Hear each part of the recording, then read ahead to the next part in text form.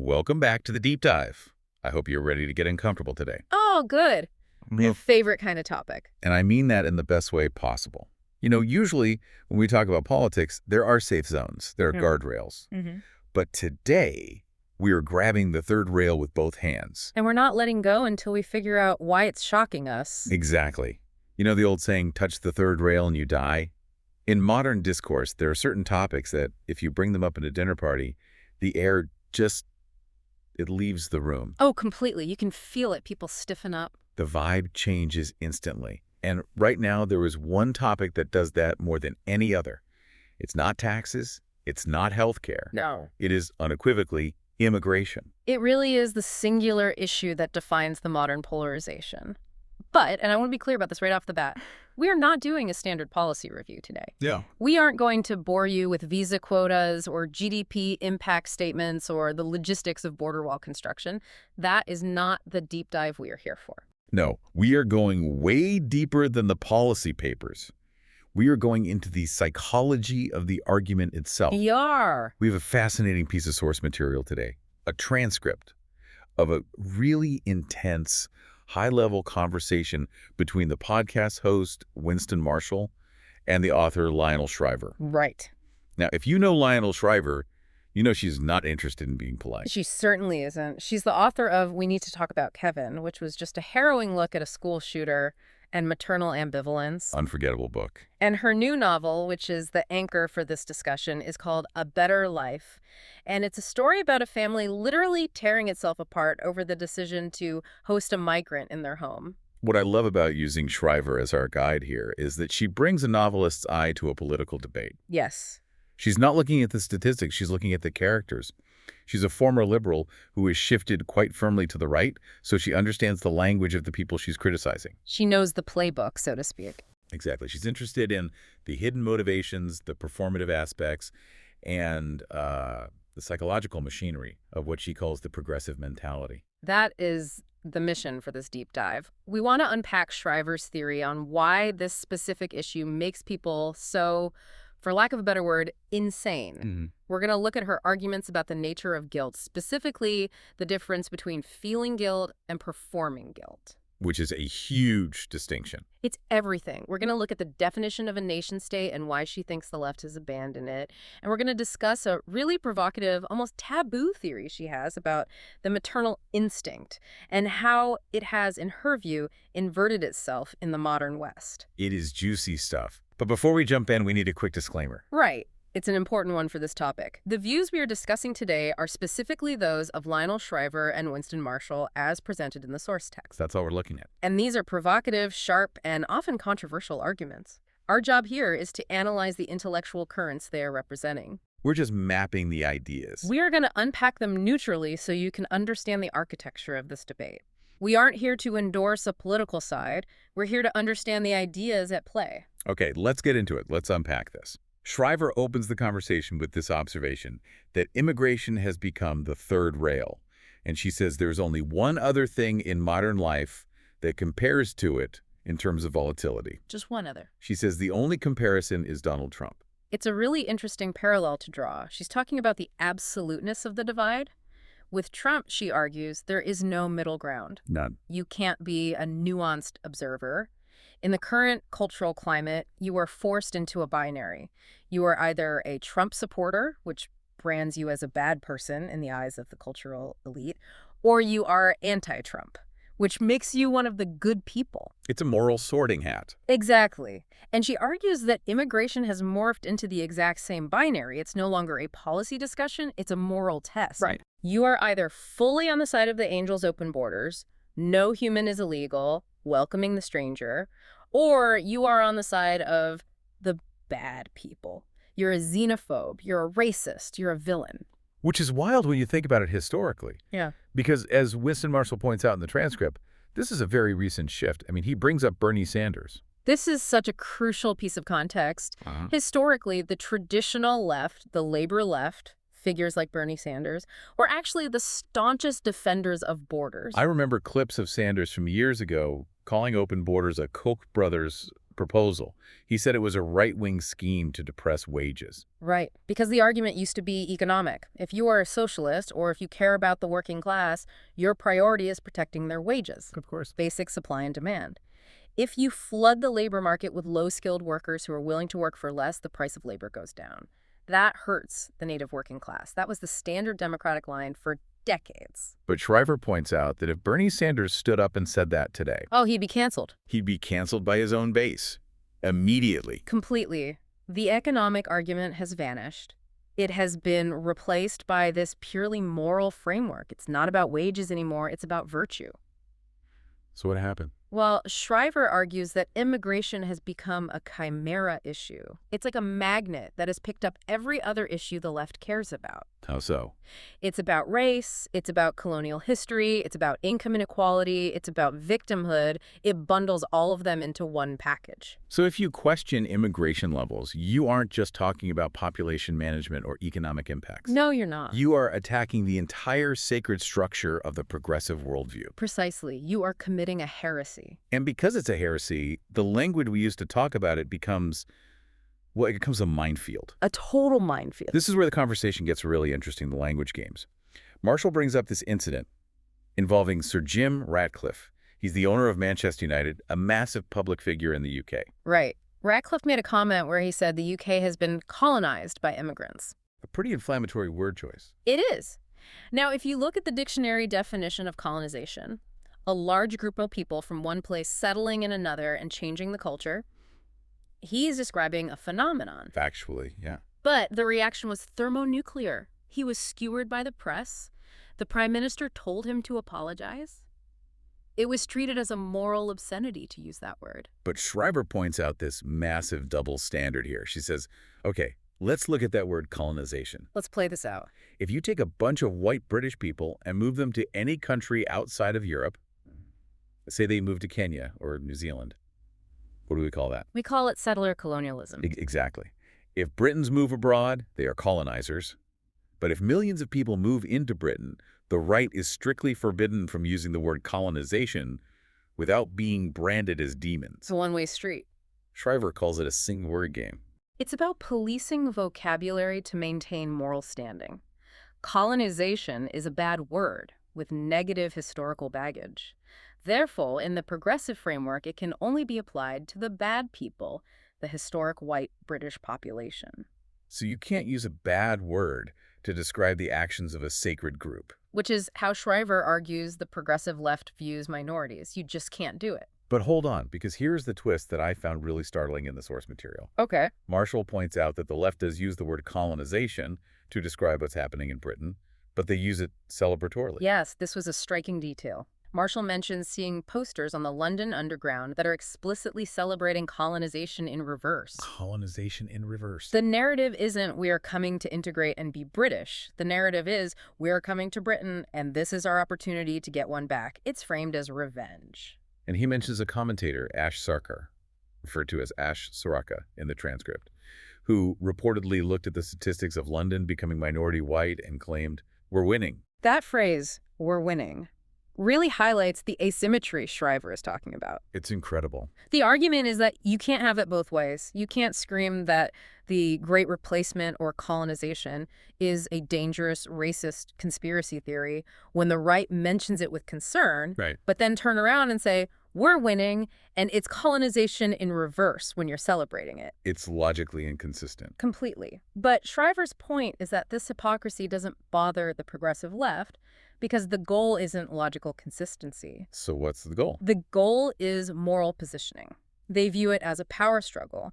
And in a power struggle, you use whatever language works for your side. So let's dive into that moral positioning, because this is the core of Shriver's thesis. This is the absolute heart of it. She thinks that when progressives scream about immigration, they aren't actually looking at the immigrants, they're looking in the mirror. This is the narcissism argument. Shriver argues that at the core of the progressive mentality is an obsession with the self. She explicitly says the immigrants themselves are irrelevant to the activists. Irrelevant. Wow. They are extras in a movie where the progressive is the star. It's the white savior narrative, which is so funny because, as Shriver points out, in the literary world where she lives, the white savior trope is the ultimate sin. It's the worst thing you can do. You cannot write a book where a white hero saves the minorities. That's verboten. Right. In fiction, they reject the white savior because it centers the white person. But in reality, Shriver argues they are desperate to play the white savior. So they live out the thing they condemn in art. Exactly. They cast themselves as the righteous defenders of the vulnerable. The immigrant is just a prop that allows them to demonstrate their own virtue to other white people. It's a status game played within the elite class. She gets really psychological about the nature of the guilt they claim to feel. We hear a lot about white guilt, right? All the time. Shriver says it's bogus. She says it's a performance. Her analogy here is visceral. She asks, what does real guilt feel like? Think about it. If you truly did something terrible, if you hurt someone or committed a crime, do you go out in the street and scream about it? No. Do you post about it on Instagram? No. You hide. You feel shame. Exactly. Shriver says, and this is a direct quote, real guilt makes you want to crawl down a sewer manhole and pull the lid over your head. Wow. You feel shame. You want to disappear. But when you look at the protests, Marshall brings up the protests against ICE, Immigration and Customs Enforcement in the U.S. What do you see? You see loud, angry people. Shriver says they are enjoying themselves. Enjoying it. They are spitting on officers, calling them Nazis, basking in their own righteous anger. That isn't shame. That isn't guilt. In her view, it's vanity. It is vanity. That is showing off. And she makes a really sharp point about safety here, too. She compares these modern protesters to the civil rights movement. It's a crucial distinction. In the civil rights era, protesters broke the law knowing they would be arrested. They accepted the consequences. They sat in the back of the bus or at the lunch counter, and they passively accepted the consequences. They expected to go to jail. There was a real physical risk, and they accepted it to make a moral point. They had skin in the game. Shriver argues that today's middle-class white protesters screaming at ICE agents have a sense of imperviousness. Imperviousness. They don't actually fear the police. They feel entitled. They know they're safe. So it's a rebellion without the cost, which reinforces her idea that this is a performance of vanity rather than a genuine moral sacrifice. It's acting out guilt rather than feeling it. Yeah. But where does this come from? If it's just a performance, what's underneath it? Shriver talks about a hole or a void. She posits that the modern left suffers from a spiritual void where national pride used to be. What do you mean by that? They don't derive meaning from their nationality anymore, except in the negative. They can only define themselves by what they are against. They're against their own country's history, their own traditions. And this leads to her take on self-hatred. We often hear conservatives say, oh, the West hates itself. Shriver disagrees. She does. It's a subtle but important point. She says, no, these people love themselves. Precisely. She argues that the Western self-hatred narrative is a misunderstanding. The progressives are very proud of themselves. They think they're morally superior. So the hatred isn't directed inward. No, the hatred is directed at their countrymen. They loathe the bad people, the neighbors who voted for Trump or Brexit, the people who don't share their enlightened values. I see. It's not self-hatred. It's class hatred disguised as moral superiority. They love themselves. They hate the nation that binds them to those other people. Which brings us to the concept of the nation itself. If you hate the nation that binds you to the bad people, maybe you just stop believing in the nation entirely. That's the logical next step. Yeah. Shriver suggests that progressives fundamentally reject the concept of the nation-state. Which is a huge idea. I mean, the entire modern world is built on nation-states. It is. And this is where Marshall and Shriver get into the great replacement here. And wow, talk about a loaded term. Yeah, that's usually where the conversation shuts down. It is. And Shriver tries to peel back the layers of that term. She says, look, there are two ways to interpret great replacement. Okay. One is the grand design conspiracy theory, the idea that there's a cabal of reptiles or men in Davos plotting to replace white people to control the world. Right, this stuff from the dark corners of the internet. She dismisses that. She thinks that's silly. But then there's the math. Right. She says, if you look at it purely as demographics, it's not a theory, it's a fact. If a native population fails to reproduce, meaning the birth rate is below replacement level, and you simultaneously have very high levels of immigration, then mathematically, the native population is being replaced. It's just arithmetic. She has a character in her book say, it's not a theory, it's just a fact. But you can't say that fact out loud, can you? No, because the term great replacement has been successfully branded as a hate speech term. Shriver calls it a branding iron. A branding iron. Yeah. It's used to herd people into the racist corral. If you mention the demographic reality, you get branded with the conspiracy theory and the conversation ends. It's a very effective tool for shutting down debate. It connects back to that idea of the country just being a way station. If you remove borders, if you say anyone who wants to come can come, what is a country? Shriver argues it becomes fundamentally meaningless. It reduces a country to mere geography. It's just a place on a map where people happen to be standing. It's heading home. It stops being a home with a shared culture or history or identity. It's just a space. And this is where the conversation connects the dots to individualism. Because Shriver links this borderlessness to radical individualism. This is a profound point. We've reached a stage of individualism where the self is the only thing that matters. Our own safety, our own feelings, our own identity. The sovereign self. Above everything else. We put up fences around our egos. We demand safe spaces to protect our feelings, but we refuse to put fences around our nation. That is such an irony. We are hyper-defensive about our personal identity, but we think defending our national identity is evil. It's a complete contradiction, and Shriver argues this leads to a nihilistic endgame. Marshall brings up the gender debate, the 150-plus genders. Right. Shriver sees this as part of the same phenomenon, formlessness. If there are no boundaries, no norms, no biology, no borders, you don't get freedom. You get anxiety. You get misery. She says you need norms even to be a weirdo. Yes, I love that line. She says, if everyone has purple hair, having purple hair isn't interesting. You need a structure to push against. You need a baseline. Without structure, without a clear definition of what a man is or what a country is, people feel lost. They feel a void, and that void eats them up. Speaking of gender, this transitions us perfectly into one of the most provocative parts of their conversation. It's a really fascinating section. The gender divide in politics. This is a huge topic right now. The data shows young women are moving sharply to the left, while young men are drifting to the right. It's a massive political realignment. And Marshall is genuinely confused by this, he asks. Evolutionarily speaking, shouldn't women be more conservative? Right. His logic is, if you are biologically wired to protect your infant, your immediate family, shouldn't you want strong borders? You'd think so. Shouldn't you want law and order? Shouldn't you want to keep the outside out? That seems like the protective instinct. That's the evolutionary psychology argument. But Shriver proposes a theory of inversion. An inversion, yeah. She thinks that the maternal instinct hasn't disappeared.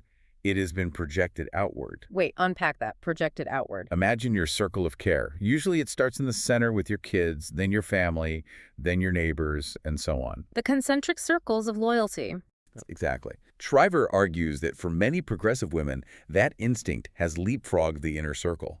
Instead of caring for their own children or their own countrymen, the intense feeling is directed at the abstract, vulnerable stranger, the furthest circle. So the maternal instinct is hijacked by abstract altruism. That's her theory. The energy that should go into the family goes into the cause, and she connects this directly to the decline in birth rates. Of course. She argues that because so many women are not having children, that instinct, that powerful maternal drive needs somewhere to go. And it finds an outlet in this kind of global, abstract humanitarianism. She calls motherhood grunt work. That was a brutal line. It was. She said women have been told that being a mother is low prestige. It's just wiping up sick. Yes, she reflects on her own life. She says she didn't have kids partly because she wanted to make her mark. She wanted a career. She viewed motherhood as something you do if you aren't important enough to do something else. And she says that is a collective sin of our culture, that we have stripped the status away from raising the next generation. Marshall brings up this meme. It's kind of funny, but also telling. The factory reset. Yeah, chuckles. Yes. The joke is that to factory reset a woman, you just put a baby in her arms. And to factory reset a man. You throw him in a foxhole. The implication being that these are our primal state's nurturer and protector. And Marshall mentioned seeing a video of a woman who is adamant she didn't want kids, but she holds a baby and just bursts into tears. Because the biology just kicks in, the hormones, the instinct, it's incredibly powerful. But for the liberal mother, and Shriver writes about this character in her book, that biology gets twisted. Yes, this is where her novel, A Better Life, comes in. In the novel, the mother takes in a migrant named Martin, And tell us about the dynamic there. It's fascinating. The migrant, Martin, essentially becomes the better child. He cleans, he cooks, he's grateful, he's bubbling with energy. He's the perfect son. While the biological son is surly, ungrateful, and feels replaced, and the mother starts preferring the stranger to her own flesh and blood. Why? Because the stranger validates her virtue, the stranger makes her feel like a good person, whereas the son just reminds her of the daily grind and her own failings as a parent. And this ties into the bigger demographic crisis. Marshall asks, okay, if conservatives are so worried about being replaced, why aren't they having babies? Why is the birth rate crashing everywhere, not just on the left? This is where they discuss pronatalism. Governments like in Hungary, which Marshall mentions, try to pay people to have kids. Tax breaks, free childcare, all that stuff. And Shriver is very, very pessimistic about this. She says economic incentives do not work. They don't move the needle. She says it just brings forward babies people were already planning to have. It might change the timing by a year or two, but you can't bribe someone into parenthood. Because it's not an economic problem at its core. Exactly. She says it's a cultural one. Marshall points out that in Israel, birth rates are high. Why? Not just because of money, but because of culture and religion. It's considered a high-status, important thing to do. And Shriver talks about the Brady Bunch era. She says if you have 4 or 5 kids today, people look at you like you're a lunatic. They do. They give you dirty looks on the plane, you're killing the planet, you're making noise. The culture is hostile to families. Precisely. In the past, a large family was a sign of success and vitality. Now it's viewed as low status or socially irresponsible. Until that status hierarchy flips, Shriver argues no amount of tax credits will fix the birth rate. It's a grim picture. A civilization that hates its countrymen, refuses to reproduce, and prefers strangers to its own children. But Shriver wasn't always this doomsayer conservative. Not at all. She used to be a bead-wearing liberal. She was. She grew up in a standard Democratic household. She protested the Vietnam War. She admits she was part of the problem in her youth. So what changed? What was her red pill moment, so to speak? It wasn't one moment, but a major factor was living in Northern Ireland in the late 80s. Northern Ireland, that's unexpected. She moved there in 1987, and she hated the IRA. She found them repulsive. But back in the U.S., the lefter people romanticized the IRA. Right, as freedom fighters. They viewed them as freedom fighters, as a liberation movement. Shriver saw them as terrorists, brutalizing their own communities. That disconnect between the progressive fantasy of revolution and the ugly reality of terrorism started to crack her worldview. And then there was the conflict with her father over welfare. Right. Bill Clinton's welfare reforms in the 90s, Shriver supported them. She believed work gives people dignity. A pretty conservative idea. Her father was furious. He thought the cuts were cruel. Shriver realized that her father's view was the politics of pity. She felt that keeping people on welfare was actually condescending, whereas getting them to work was respecting them. And that was the wedge. That was the wedge that pushed her toward conservatism. And now she's written A Better Life. Yeah. And she's doing something really rare in modern literature. Extremely rare. She's telling the story of immigration from the perspective of the people already there. The native-born perspective. In literary fiction, this is almost taboo. The immigrant is usually the hero, the one on the quest. The native population is just the boring, often bigoted background. But she flips the camera, she looks at the family, losing their sense of home, and she uses the house as a metaphor for the country. It's a blunt metaphor, but a powerful one. The family home is the nation. The immigrant comes in and eventually points out the obvious. Which is? He says, you people aren't having kids. In 70 years, you'll all be dead. Who gets the house? And the son says, I'll leave you the keys. Wow. That's the nihilism again. We deserve to be replaced. The characters in the book and Shriver herself seem to suggest that if a civilization loses the will to reproduce and maintain its own boundaries, it deserves to lose the house. It's a failure of will. A total failure.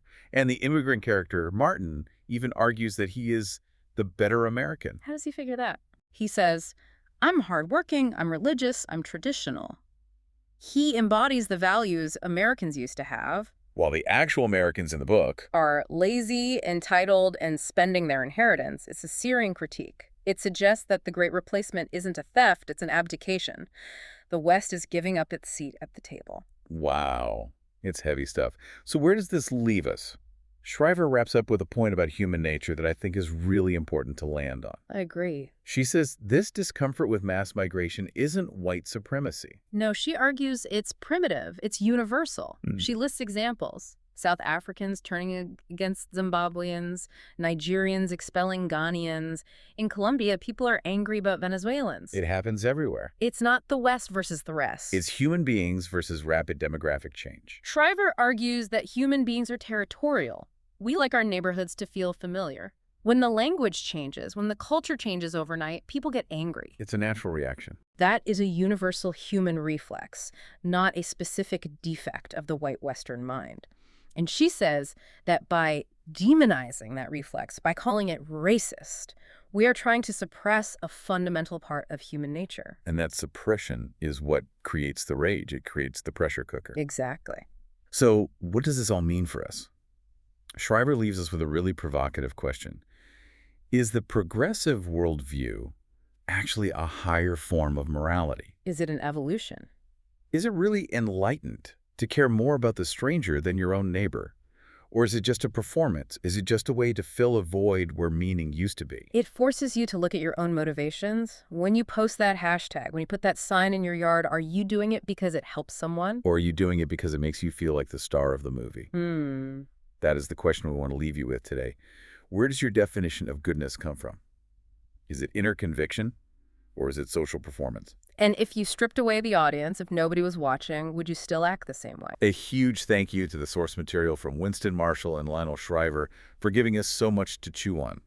This was a deep dive into some dark waters, but I think we came out with a clearer picture of the currents below the surface. Absolutely. It's a conversation that challenges everyone, no matter where you sit on the spectrum. Thanks for listening. We'll catch you on the next deep dive.